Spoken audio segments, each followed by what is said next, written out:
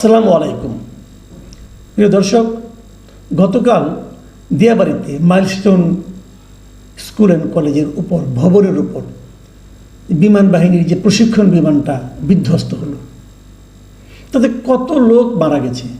আসলে লোক বলবো কেন, এরা হলো শিশু, একজন দেব শিশু যাকে বলে আর কি, নিষ্পাপ শিশু। এদের যে নির্মম মৃত্যু হল, যে মর্মান্তিক মৃত্যুর ঘটনা ঘটলো, এটা নিয়ে কালকে আমি একটা ভিডিও করেছিলাম, আরও অনেকেই করেছে। আপনারাও আজকে সারাদিন বিভিন্ন সোশ্যাল মিডিয়াতে এবং পত্রপত্রিকায় অনেক নিউজ দেখেছেন। মৃত্যুর সংখ্যা ক্রমাগত বাড়ছে। তাদেরকে হাসপাতালে নিয়ে আসা হয়েছে, বিভিন্ন হাসপাতালে বার্ন ইউনিটে নিয়ে আসা হয়েছে, এবং সে বার্ন ইউনিটে পলিটিক্যাল লিডাররা গিয়েছেন শোক প্রকাশ করতে। তো ভাই কি বলবো, মানে মানুষ মারা যাচ্ছে, শিশুরা মারা যাচ্ছে, সেটা নিয়েও রাজনৈতিক ফয়দা লোটার চেষ্টা হচ্ছে। অনেকেই গেছেন, এখানে ভিড় জমিয়েছেন। ডাক্তাররা বলছেন আপনারা ভিড় জমাবেন না। এই ভিড়টা হলো এই বাচ্চাদেরকে সুস্থ করার ক্ষেত্রে সবচেয়ে বড় প্রতিবন্ধকতা। কিন্তু তবু ভিড় কিন্তু কমেনি, অপ্রয়োজনীয় ভিড়, লোক দেখানো ভিড়। উপদেষ্টারা গেছেন, অনেক উপদেষ্টারা গেছেন, 5-6 জন উপদেষ্টা গেছেন, কিন্তু স্বাস্থ্য উপদেষ্টা যার যাওয়ার সবচেয়ে প্রয়োজন তাকেই দেখলাম না। হ্যাঁ, উপদেষ্টার সহকারী যিনি আছেন অধ্যাপক সাইদুর রহমান সাহেব, ওনাকে দেখেছি, কিন্তু স্বাস্থ্য উপদেষ্টাকে আমি দেখিনি। তো এই যে সরকারের যে তৎপরতা, তারা অনেক কিছু করতে চাচ্ছে, কিন্তু এই ঘটনার জন্য দায়ী কে? দেখুন ঘটনা কি, ঘটনা হলো বিমান বাহিনীর একটা প্রশিক্ষণ বিমান ধসে পড়েছে, বিধ্বস্ত হয়েছে। কোথায় পড়েছে? শিক্ষাঙ্গনে, একটা স্কুলে।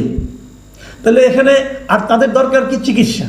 তো মূলত 3টা মিনিস্ট্রি আমি ধরি, একটা হলো প্রতিরক্ষা মিনিস্ট্রি অথবা বিমান বাহিনী, আরেকটা হলো শিক্ষা মন্ত্রণালয় যেহেতু শিক্ষাঙ্গনে, আরেকটা হলো এদেরকে চিকিৎসা করতে হবে, সেটা হলো স্বাস্থ্য মন্ত্রণালয়।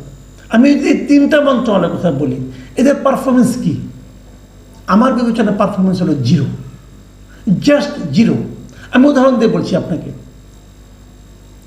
আগে শিক্ষা মন্ত্রণালয়ের কথা বলি। শিক্ষা মন্ত্রণালয় এই ঘটনার প্রেক্ষিতে চলমান যে পরীক্ষা চলছিল ছাত্রদের, এই সময় যে এইচএসসি পরীক্ষা চলছিল, যে সময় সেই এইচএসসি পরীক্ষাটা তারা স্থগিত করেছে। কখন স্থগিত করেছে জানেন? মধ্যরাতের পরে। ঘটনা ঘটেছে দুপুরে। শিক্ষা মন্ত্রণালয় সিদ্ধান্ত নিতে পারে নাই পরীক্ষা আদৌ স্থগিত হবে কি হবে না। সেটা তারা স্থগিত করেছে রাত্র 2:41 জাতি প্রথম জেনেছে যে পরীক্ষাটা স্থগিত করা হয়েছে। কীভাবে জেনেছে? তাও তথ্য মন্ত্রণালয়ের যিনি উপদেষ্টা আছেন মাহফুজ আলম, ওনার ফেসবুকে উনি বলেছেন যে উনি শিক্ষা উপদেষ্টার সঙ্গে আলোচনা করে তারপরে সিদ্ধান্তটা জানিয়েছেন। তো দুনিয়ার সবাই কি ওই রাত্র 2:41 পর্যন্ত বসেছিল? সকালবেলা অনেকে গেছে, সারা দেশে পরীক্ষা, সকালবেলা অনেকে পরীক্ষা দিতে গিয়েছে, যে এনেছে যে পরীক্ষা স্থগিত। এই হলো শিক্ষা মন্ত্রণালয়ের পারফরমেন্স। স্বাস্থ্য মন্ত্রণালয়ের পারফরমেন্সটা প্রথমেই বললাম। স্বাস্থ্যমন্ত্রী কোথায় দেখা যাচ্ছে না, উনি আসেন কি নাই কেউ জানে না। প্রতিরক্ষা মন্ত্রণালয়, ওটা তো আমাদের মানে একজন জাতীয় নিরাপত্তা উপদেষ্টা আছেন, উনি এই ব্যাপারে হেল্প করবেন, উনি যে কোথায় আছেন কেউ জানে না, ওনার কোনো রা শব্দ দেখি নাই। প্রধান উপদেষ্টার মন্ত্রণালয়ের মধ্যে আছে। প্রধান উপদেষ্টা কী করেছেন? কাল রাতে একটা 5 মিনিটের একটা ভাষণ দিয়েছেন। ওই ভাষণে মানে কান্নাকাটি করা ছাড়া কিছু করেন নেই উনি। ওনার কাছ থেকে মানুষ একটা প্রতিকার চায়, একটা সিদ্ধান্ত চায়, সেটা কোথায়? আমরা কেউ দেখিনি। আচ্ছা, বিমান বাহিনী একটা বিমান করলো, বিমান বাহিনীর প্রধান কোথায় এখন? কেউ দেখেছেন? তার কোনো কথা শুনেছেন? শুনলাম উনি নাকি তুরস্কে আছেন। ঠিক আছে, তুরস্কে আছেন, ওইখান থেকে কিছু একটা উনি বলতেন, মানুষ জানতো। যে বিমানটা ধসে পড়েছে, এই বিমানটা চীনের তৈরি। 2013 সালে এই ডিজাইনের মানে এই মডেলের বিমান তৈরি চীন বন্ধ করে দিয়েছে। বন্ধ করার আগে আমরা ছিলাম শেষ গ্রাহক। 36টা বিমান নাকি আছে আমাদের। 36টার মধ্যে 3টাই গত কয়েক বছরে বিধ্বস্ত হয়েছে। যে বিমানের এত বেশি, 36টার মধ্যে 3টাই বিধ্বস্ত, আপনি তাহলে বিধ্বস্তের হার কত? প্রায় 10%-এর বেশি।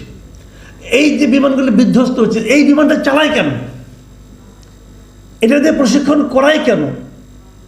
কিনেছে 2013 সালে, মানে হাসিনা সরকারের আমলে। তো বোঝাই গেছে লক্কর ঝক্কর মার্কের বিমান হয়তো বিশাল দাম দিয়ে কিনে নিয়ে আসছে। টাকা পাচারের তো একটা বিরাট সুবিধা এগুলো। এই সমস্ত সামরিক কেনাকাটাতে কোনো হিসাবও হয় না, কোনটা কত দিয়ে কার কাছ থেকে কিনলো কেউ জানে না, টাকা পয়সা জায়গা মতো চলে যায়। তো এগুলি তো হয়েছে দেশে, সেই বিমানগুলিতে আরও আছে, আগামীতে আমরা অপেক্ষা করতে হবে কবে আরেকটা কোথায় ধসে পড়ে। তো এইগুলি নিয়ে আমরা আছি। প্রধান উপদেষ্টা একটা বিরাট কাজ করেছেন, ওনাকে ধন্যবাদ তো দিতেই হবে। উনি করেছেন কি, আমরা যেটা দেখলাম যে হঠাৎ করে ওনার যে ফেসবুক ভেরিফাইড ফেসবুক পেজ আছে, চিফ অ্যাডভাইজার্স যে জিওবি, সেই ভেরিফাইড ফেসবুকে দেখলাম যে উনি একটা আবেদন জানিয়েছেন। কি লিখেছেন আমি আপনাদেরকে ওটা পড়ে শোনাই।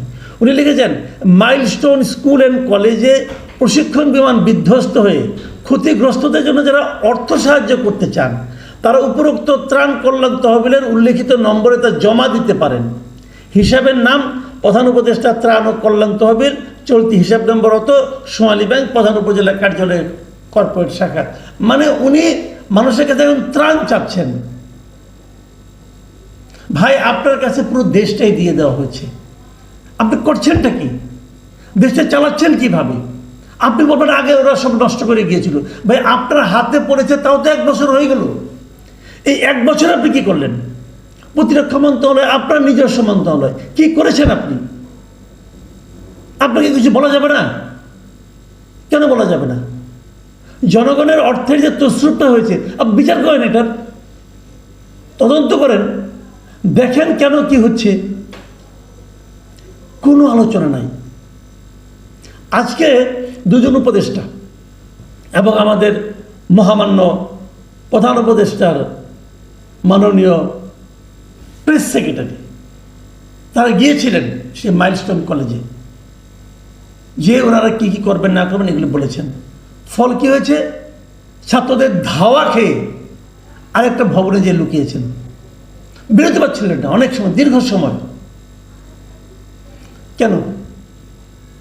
তখন বাইরে যখন তাদের ধাওয়া দিয়ে নিয়ে যাওয়া হয়, বাইরে স্টুডেন্টদের স্লোগানগুলো শুনেছেন, ভিডিও দেখেছি আমরা, সেখানে আপনাদেরকে ভুয়া ভুয়া বলে স্লোগান দিচ্ছিল স্টুডেন্টরা। সেই সঙ্গে এই অন্তর্বর্তীকালীন সরকারের বিরুদ্ধে তারা স্লোগান দিচ্ছিল। এটা কেন হয়? একটা কথা খালি ভাবুন, এটা কেন হয়? আপনারা যারা গিয়েছেন তারা তো ভালোর জন্যই গিয়েছেন, আমি আপনাদেরকে খারাপ বলছি না, কিন্তু আপনারা তো ভালো কিছু করার জন্যই গিয়েছেন। তাহলে স্টুডেন্টরা আপনাদেরকে ধাওয়া দিল কেন? স্টুডেন্টরা আপনাদেরকে বিরতি দিল না কেন? স্টুডেন্টরা আপনাদেরকে ভুয়া ভুয়া বলছিল কেন? কারণটার কিছু না। সামগ্রিকভাবে আপনি দেশের মানুষের কাছে এতটাই অজনপ্রিয় হয়ে গিয়েছেন, এতটাই অজনপ্রিয় যে ভালো কিছু করতে গেলেও মানুষ এটাকে অবিশ্বাস করে, আপনাদের ধাওয়া দেয়, আপনাদের ভুয়া বলে। এই জিনিসটা উপলব্ধি করতে পারেন আপনারা?